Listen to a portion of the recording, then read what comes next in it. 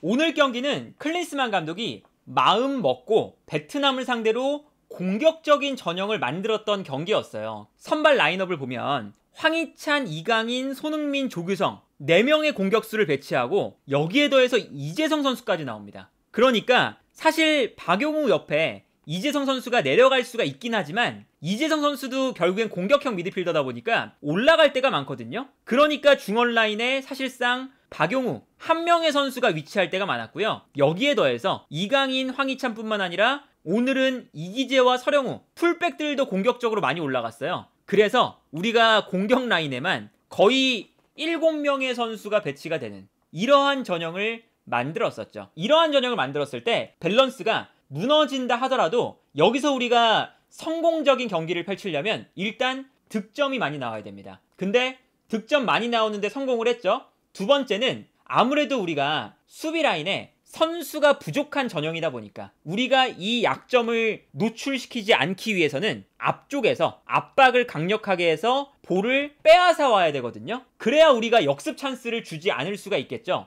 그런데 이러한 작업들이 일단은 잘된 경기였다라고 보여져요. 그러니까 예를 들면 우리가 수비를 흔들어 놓는 공격 작업이 잘 됐습니다. 첫 번째는 좌우 측면을 넓게 쓰면서 베트남이 밀집 수비를 할 때 이 밀집 수비에 공간을 만들어냈거든요. 이제 이 장면을 보시면 베트남의 수비가 어쨌든 두 줄 수비가 지금 잘 갖춰져 있는 상태죠. 그러다 보니까 우리가 좌우 측면을 넓게 쓰기 시작해요. 그래서 이 장면에서는 서령우 선수가 볼을 가지고 올라오다가 베트남의 수비가 갖춰져 있으니까 일단 중앙 지역으로 패스를 보내줍니다. 그리고 중앙 지역에서 박용우 선수가 볼을 잡은 다음에 반대편에 있는 황희찬 선수에게 롱패스를 뿌려줘요. 오른쪽 라인에서 왼쪽 라인으로 한 번에 방향 전환을 해주는 거죠. 그러면 베트남의 수비 라인이 중앙에 서 있다가 반대편으로 패스가 전개되니까 오른쪽으로 뛰어나갈 수밖에 없습니다. 그래서 이 다음 장면을 보면 반대편으로 우리가 방향 전환을 했고 이때 베트남의 수비도 같이 측면 지역으로 올라가고 있어요. 그런데 이때 우리가 한쪽 측면에서 볼을 잡은 다음에 다시 중앙 지역으로 옵니다. 그리고 중앙 지역에서 다시 반대편으로 패스를 넘겨주죠. 이러면 베트남이 아까 반대편으로 전환할 때 오른쪽으로 움직였다가 다시 우리가 중앙을 거쳐서 왼쪽으로 가니까 다시 왼쪽으로 움직이고 있어요. 이렇게 되면 베트남의 수비가 왼쪽으로 갔다가 오른쪽으로 갔다가 계속 왔다 갔다 하면서 중앙에 간격이 발생하게 되는 거죠. 그래서 우리가 여기서 중앙 지역에서 측면으로 패스를 보내주는 순간 어떤 장면이 나오냐면 베트남의 수비가 계속 왼쪽 오른쪽으로 흔들리다 보니까 자연스럽게 수비 라인 사이에 공간이 발생합니다. 그리고 이 공간으로 우리가 패스를 넣어주면 상대 수비를 무너뜨릴 수 있는 패턴이 나오는 거죠. 이게 좋았었고, 그리고 두 번째는 상대가 볼을 가졌을 때 전방에서 우리가 압박을 해서 볼을 빼앗아 오면 중원의 밸런스가 무너지는 걸 신경 쓸 필요가 없죠. 그러다 보니까 여기서 전방 압박을 강하게 들어갑니다. 이때 조규성 선수 압박 너무나 잘하는 선수죠. 그리고 이강인도 압박 잘하는 선수고 이재성도 마찬가지고 손흥민도 마찬가지고 그러면서 우리가 앞쪽에서 베트남을 몰아세워요. 그 다음에 베트남을 완벽하게 몰아세우면서 계속 베트남을 곤란하게 만들죠. 그래서 결국에는 베트남이 전방으로 나아가지 못하고 우리가 한쪽 측면에서 베트남을 가둬놓는 데 성공을 합니다. 이러니까 우리가 중원 라인에 공간이 좀 있어도 이 공간으로 베트남이 애초에 패스를 못 넘어오는 거죠. 이런 장면들은 우리가 공격적인 경기를 분명히 베트남전에서는 해봤어야 되거든요. 아무래도 베트남전 이후에는 월드컵 2차 예선, 싱가포르, 중국, 그 다음이 아시안컵이죠. 요르단, 바레인, 말레이시아. 우리보다 훨씬 더 약한 팀을 상대하기 때문에 공격 숫자를 늘려서 공격적인 경기를 해본다 라는 실험을 한 번쯤 해봤어야 됐는데 그 실험을 어쨌든 잘 했고 그리고 미드필더 라인의 공간이 나왔음에도 불구하고 전방 압박을 통해서 볼을 가져왔다. 이런 것들은 좋은 부분이라고 생각을 해요. 그리고 이제 여기에 더해서 상대 수비가 밀집해 있을 때 밀집한 상대 수비를 무너뜨리는 패턴을 꽤나 잘 가져갔습니다. 일단 첫 번째, 이강인의 플레이가 사실은 너무나도 좋아요. 그러니까 이강인 선수가 어떤 역할을 하냐면 일단 볼을 잡으면서 본인이 공격을 주도를 하잖아요. 그러면 이때 이강인에게 수비가 쏠릴 뿐더러 그러면서 다른 선수에게 조금 더 여유로운 공간이 나올 뿐더러 여기서 이강인 선수가 어떤 모습을 보여주느냐, 상대 수비가 두 줄 수비를 잘 만들고 있을 때 이강인의 장점은 요 라인 사이로 패스를 넣어줄 수 있는 선수죠. 이 패스가 참 중요한 거거든요. 그래서 이강인이 오늘 파이널 패스의 횟수가 너무나 많기도 했고 정말 날카로웠습니다. 그러니까 우리가 이 라인 사이로 패스가 한 번만 잘 들어가면 상대가 2겹 혹은 3겹으로 이제 수비를 만들고 있다고 하더라도 이강인의 패스 한 방으로 요 라인 사이로 패스가 들어가면 우리 공격수가 볼을 받았을 때 상대 수비수 1명 혹은 2명만 벗겨내면 여기서 득점이 나오는 거거든요. 그런데 이 패스를 이강인 선수가 정말 기가 막히게 해줘요. 이 장면 보시면요, 이강인 선수가 볼을 가지고 있어요. 그리고 베트남의 수비가 정말 많이 위치해 있죠. 근데 이때 일단 이강인이 볼을 잡으니까 베트남의 수비수 4명이 이강인에게 먼저 쏠립니다. 그러니까 나머지 공간이 넓게 발생을 해요. 이게 첫 번째 이강인의 장점이고, 두 번째는 여기서 이강인 선수가 앞쪽에 있는 황의조 선수에게 수비 라인 사이로 패스를 찔러줘요. 이게 왜 중요하냐면 이강인 선수가 베트남의 수비가 분명히 2줄 수비를 만들고 있어요. 그리고 2줄 수비에 더해서 수비 라인 사이가 촘촘하죠. 그런데 이강인의 패스가 요 라인 사이를 뚫고 정확하게 황의조에게 연결이 되기 때문에 황의조 선수가 볼을 잡자마자 돌아서기만 하면 상대 수비수 1겹만 벗겨내면 슈팅할 수 있는 찬스가 나오죠. 그리고 여기서 이제 우리가 정우영 선수가 잘 뛰어들어가면서 득점까지 나왔잖아요. 저게 이강인 선수의 장점이라고 할 수가 있는 거예요. 상대 수비가 겹겹이 쌓여 있을 때 공격 라인, 미드필더 라인 다 라인 사이를 뚫고 패스가 들어가니까 최종 수비수와 최종 공격수가 싸워줄 수 있는 상황을 한 번에 만드는 거거든요.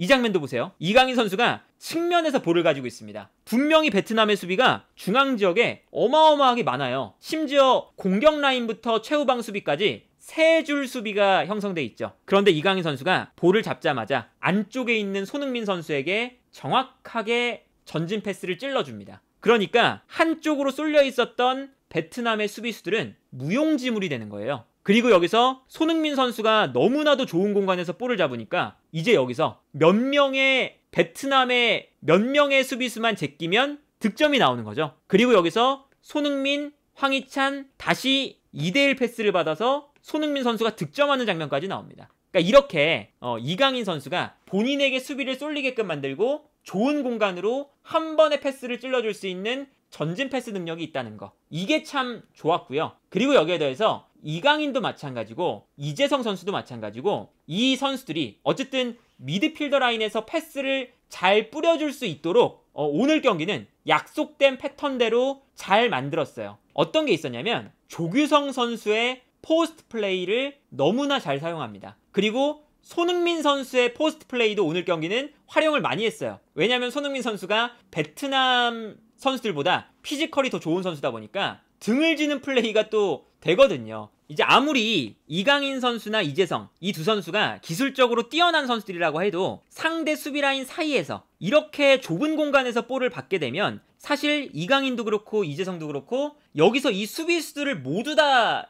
제치는 것은 당연히 어렵거든요. 그러면 이때 우리가 편안하게 앞쪽에 있는 특히나 조규성에게 한 번의 패스를 찔러줍니다. 그러면 조규성이 볼을 받아서 바로 앞쪽에 있는 이재성이나 이강인에게 내주죠. 그러면 이강인 선수가 드리블 돌파를 하는 게 아니라 앞을 바라보면서 조규성이 떨어뜨려준 볼을 받아서 패스를 곧바로 찔러줄 수 있는 상황이 만들어져요. 이게 조규성의 포스트 플레이의 장점이거든요.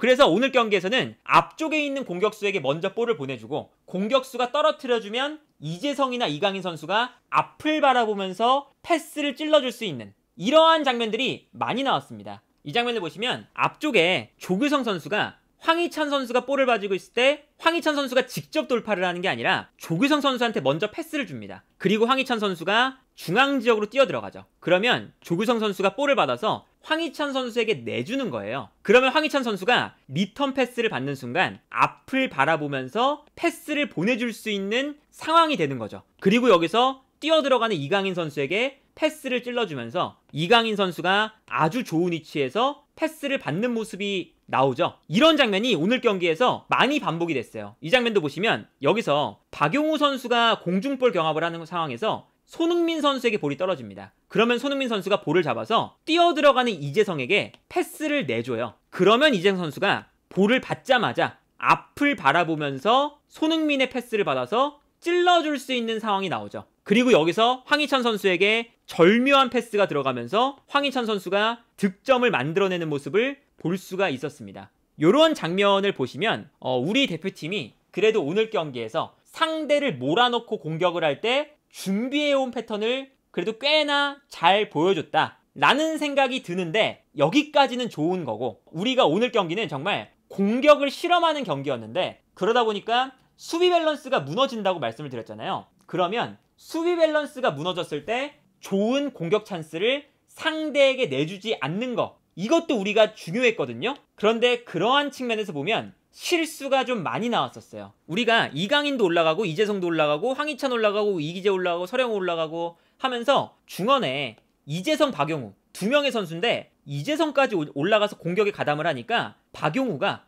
혼자서 중원에 방치가 될 때가 있습니다. 그러면 이때 베트남이 앞쪽으로 패스를 보내서 요 공간에서 볼을 받으면, 우리가 사실은 클린스만 감독이 3월 A매치 때부터 6월, 9월 계속 매 경기 걸쳐서 공격과 수비 라인의 거리가 너무 멀어지면서 중원 라인에서 미스가 많이 나왔었거든요. 그런데 오늘 경기는 약간 공격수를 의도적으로 늘린 경기긴 했지만 클린스만 감독의 단점이 또다시 나왔습니다. 중원 라인의 선수가 너무 부족해서 중원의 밸런스가 많이 무너졌거든요. 이 장면을 보시면 우리가 공격을 하다가 공격권이 넘어갔어요. 그리고 베트남이 측면에서 볼을 가지고 있다가 안쪽으로 패스를 넣어주거든요. 그런데 우리의 수비 라인 앞을 보시면 정말 단 한 명의 선수도 없죠. 왜 이런 장면이 나오냐? 중원 라인에 박용우 한 명의 선수밖에 없으니까 박용우 선수가 이 장면에서는 측면 지역으로 커버를 나간 상황이었어요. 그런데 이재성 선수도 공격적으로 올라가 있다 보니까 순간적으로 박용우가 측면으로 나갔을 때 내려와 주지 못하면서 이 공간에 너무 큰 공백이 생기죠. 그러니까 베트남이 이 안쪽으로 패스가 들어갔을 때 어떤 장면이 나오냐? 우리의 수비 라인 앞에서 베트남이 편안하게 볼을 잡고 있고요. 그러다 보니까 뛰어나가는 선수에게 당연하게 앞을 바라보면서 편안하게 패스를 보내줄 수가 있죠. 그리고 여기서 이기재 선수가 침투에 들어가는 공격수를 막기 위해서 끌려 들어가거든요. 그러다 보니까 이 다음 장면을 보시면 어떤 장면이 나오냐?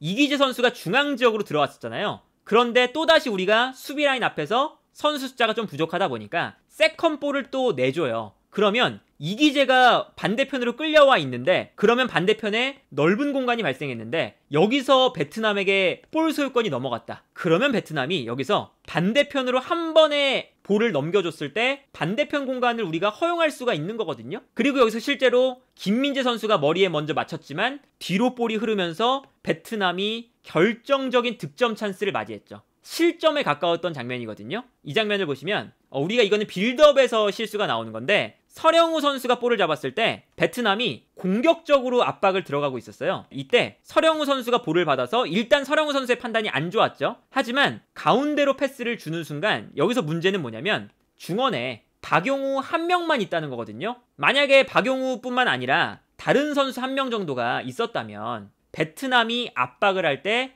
우리가 편안하게 패스를 주고받으면서 풀어나올 수가 있었겠죠. 그런데 박용우 선수 한 명만 있으니까 베트남도 전방 압박하기가 쉽습니다. 그리고 베트남이 압박을 시도하고 있는데 이쪽으로 패스가 들어갔죠. 그러니까 여기서 박용우 선수가 압박을 받을 때 패스를 받고 있으니까 박용우 선수가 여기서 실수가 나와요. 실수가 나오면서 볼을 흘렸죠. 볼을 흘리니까 여기서도 베트남이 결정적인 찬스를 맞이합니다. 근데 이게 오늘 경기에서 물론 박용우 선수의 실수, 누구의 실수, 이런 개인적인 실수도 있지만 애초에 중원 라인에 선수가 없다 보니까 밸런스가 무너지다 보니까 저런 장면이 나오는 거거든요. 그리고 저런 장면이 오늘 경기에서 우리가 득점을 많이 하는 것도 중요하지만 베트남보다 그래도 우리가 강한 팀들을 만나요. 예를 들면 중국, 요르단, 바레인, 이런 팀들은 분명히 베트남보다 잘하는 팀이거든요. 오늘 경기는 저런 이제 우리가 밸런스가 무너지는 상황에서 득점을 못했지만 그거는 베트남의 선수들이 개인적인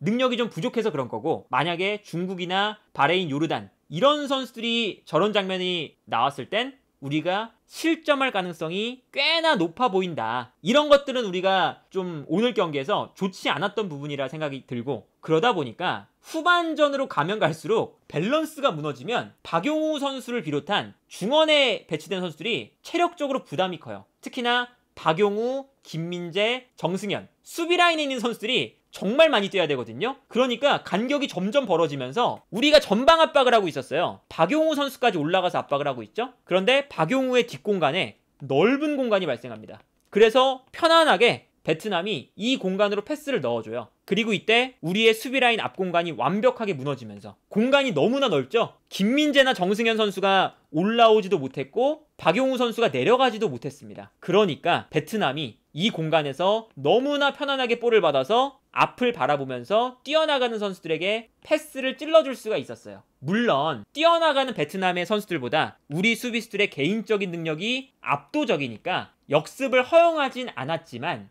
이게 조금만 수준 높은 팀들이 이러한 상황을 맞이했으면 우리도 위험할 수가 있다. 이 장면도 보시면 박용우 선수 위치 보세요. 되게 외로워요. 엄청 외로운 공간을 박용우 선수가 혼자서 커버를 하고 있는데, 그러다 보니까 베트남이 볼을 잡아서 끌고 올라가죠. 그런데 이때 김민재가 있기 때문에 물론 이제 이 공간이 어느 정도 커버가 됩니다. 김민재가 여기서 올라와서 박용우가 커버하지 못하는 공간을 본인이 올라와서 커버하죠. 박용우 선수보다 더 높게 올라와서. 그리고 올라온 다음에 심지어 볼을 빼앗아서 우리가 여기서 역습 찬스를 만들거든요. 그러니까 이런 걸 생각하면 김민재가 있으니까 어찌어찌 저렇게 밸런스가 무너져 있는 경기에서도 우리가 실점을 하지 않고 그리고 우리가 밸런스가 어느 정도 유지가 되는데, 김민재 선수도 경기가 지나면 지날수록 90분이 되면 될수록, 물론 중간에 김민재 선수가 이제 교체가 됐지만 실수가 나와요. 근데 이 김민재 선수의 실수들이 어떤 실수냐? 바이에른 뮌헨과 나폴리 경기를 지난 시즌부터 꾸준하게 보신 분들은 아마 아실 텐데, 김민재 선수가 튀어나와서 공격적인 수비를 하다 보니까 체력이 약간 떨어졌을 때, 체력적인 부담이 있을 때 뛰어나왔다가 볼 처리가 안 되면서 아슬아슬하게 실수가 나와요. 그런 장면이 시간이 지나면 지날수록 나왔거든요. 너무 체력적으로 수비 라인에 부담이 되는 전술이라고 할 수가 있겠고, 물론 이제 이렇게 밸런스가 어마무시하게 무너지는 경기는 아마 정말 약팀하고 할 때만 할 거예요.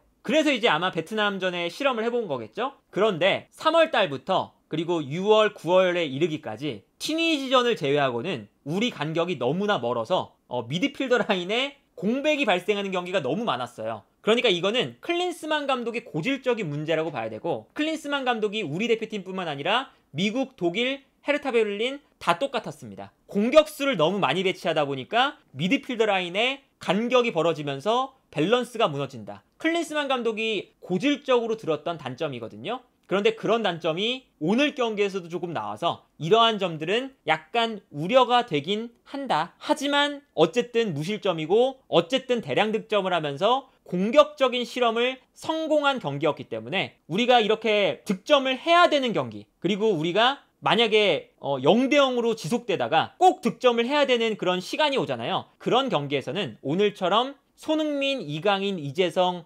황희찬, 조규성까지 모든 선수를 다 넣어서 공격적으로 운영할 수 있는 실험을 한번 해봤다. 이러한 측면에서 오늘 경기는 좀 의미가 있을 것 같아요.